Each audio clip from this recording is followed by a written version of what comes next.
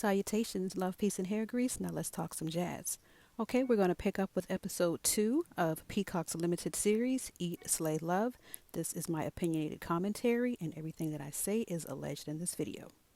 Okay, so where we ended episode 1, London, Eva, Tammy, and Nivea had chaos amongst the four of them. London did not leave me with the best impression of her.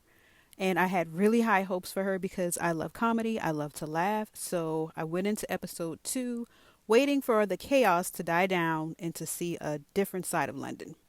Here's what happens. We pick up where the fight scene ended in episode 1 with Eva trying to calm London down and reason with her.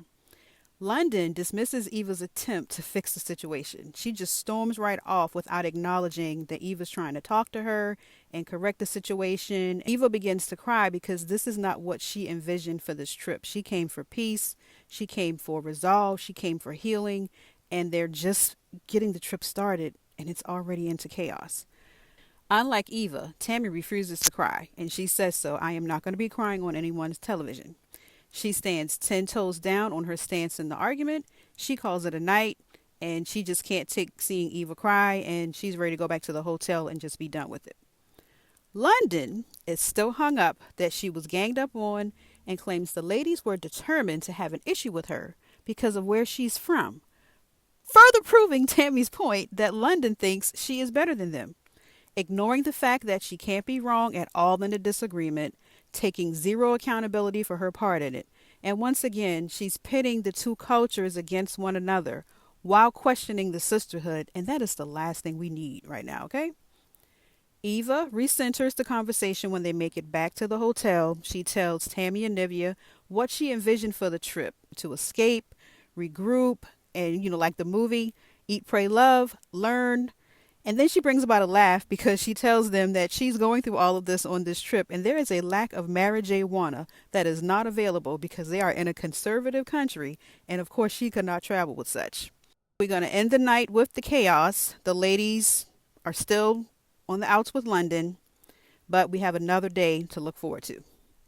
Before the ladies go to their own rooms on the first night of the argument, Tammy's luggage finally arrives and now she can finally slay in her fashions. Okay, the next morning, they spend it separated because of the argument. For this to be a sisterhood and a trip of togetherness, the next day they just could not pull themselves together to be around one another after that heated argument. London decides to find an improv laughing yoga group to release what she's feeling and get rid of the bad energy. Nivea enjoys spa amenities at the resort. Tammy just stays in her room. Eva does the same thing, but we get a scene of her checking up on her children and coming up with a plan to restart the trip over with the ladies. Nivea beats her to it and decides that everyone needs to gather so they can fix it, because if they can't, they are going home. So at this dinner, they all gather. Eva tries to make things right, and she brings everybody McDonald's. McDonald's in a foreign country, this should bring everybody together. It was a cute gesture. London is determined to hold on to the argument, wanting Eva and Tammy to take full accountability for it. Again, she doesn't think she's done anything wrong. She's not going to admit her part that was wrong. It is all falling on Eva and Tammy in her eyes. Tammy is silent. She's not able to pretend that the elephant is still in the room. And by not addressing what happened and holding each other accountable just does not sit well with Tammy, because she says it just seems phony, so she's just going to be quiet. So the next day, the ladies take part 2 of the trip on the road to Ninh Binh. Nivea is excited because this is the place where she gets to visit her first Buddhist temple. Nivea being able to visit this temple is really the highlight of her trip because it's why she wanted to come to Vietnam, being that she's been studying the religion of Buddhism back in the States. So while they're traveling on the bus to Ninh Binh, everything seems like it's back to normal, but then our girl London strikes again. The ladies discuss their home life. Eva brings up how she's feeling grounded, not being surrounded by assistants like she is in her normal life. London brings up, yeah, I miss my housekeeper. Eva mentions that she needs help with cleaning her 12,000 square feet home and her 3 kids. London can't be outdone and says that it's just her and her 20,000 square feet home that's in the neighborhood of the one and only incomparable Adele. Yes, I described her that way because there will never be another Adele. She's a favorite in my house and she will get all of the respect. But let's get back to the drama, shall we? Tammy and Eva clocked the braggadociousy and the dancery with London.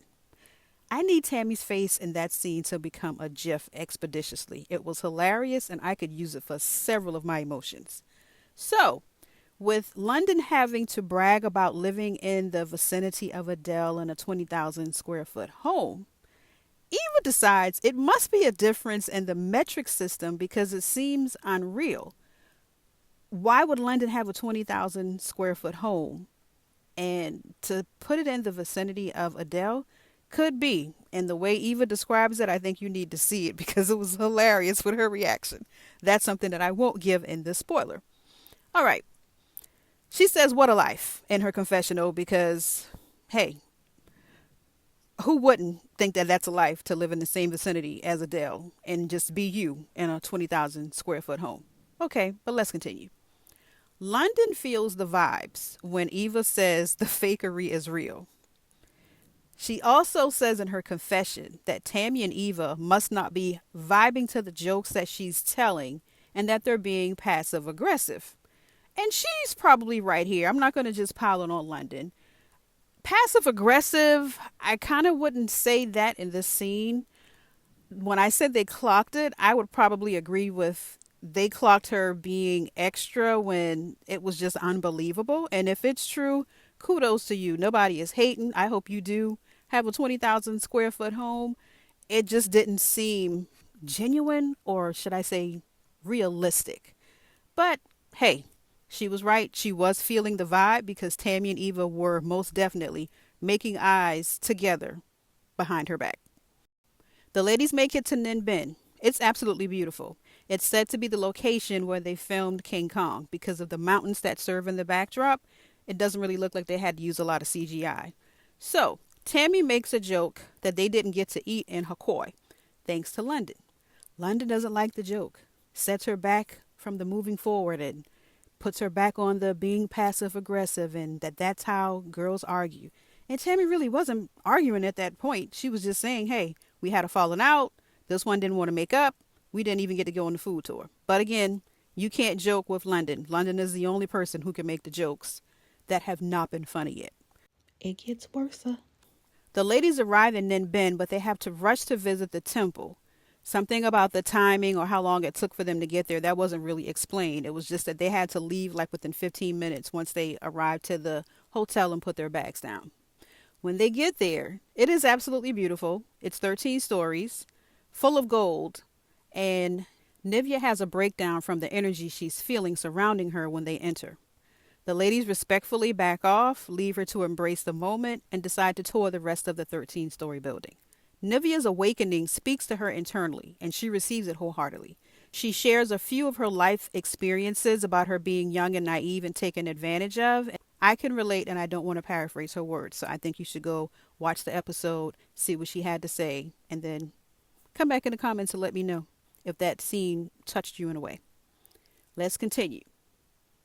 In the temple, Tammy and London share a moment, but London, in her confession, wants to know how Tammy and Eva are walking around happy-go-lucky because she's still on edge and being guarded.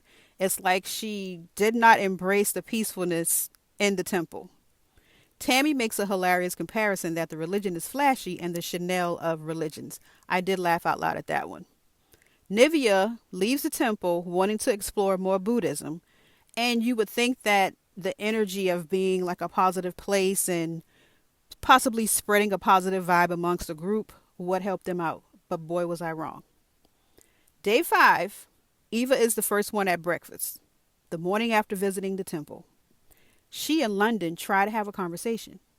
London does what London does. She's complaining about them being fake and forced with one another instead of moving on. And she doesn't know how much longer she can deal with being on the trip.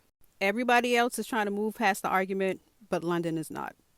Eva is still trying to keep the peace and build a relationship with London since it's just the two of them at breakfast. She asks her a simple question. Is the tea here as good as it is in London? London says no, it's better in Asia. And then she shares a historical fact because England actually stole tea from Asia, so it's better in Asia. But instead of leaving it there, she adds, England and America don't serve tea in the same way.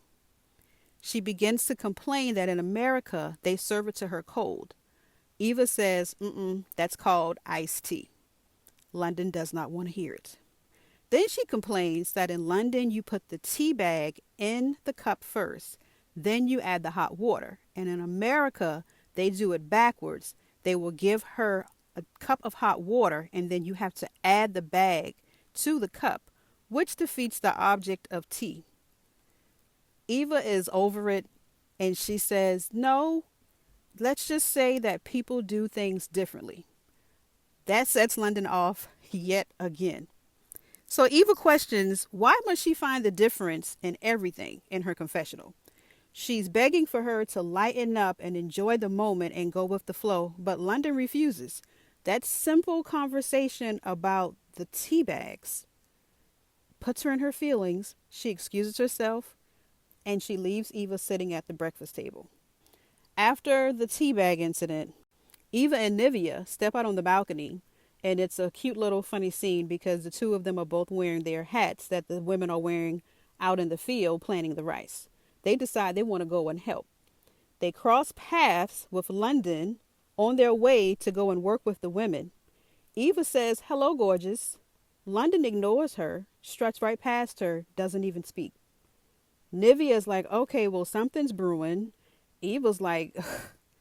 And I think she knows at that moment there's just no winning with this girl. But they continue on their journey and go experience the culture and work with the women who they say are the lifeline of the country. If you're looking for a good laugh out loud moment, just watch Nivea and Eva work in those rice fields. It's hilarious. After the funny rice field scene, Tammy resurfaces at dinner. She explains that the reason she could not join the ladies was because she was bit on the lip. They show pictures of how her lips were swollen because she was bitten by a mosquito or some other insect.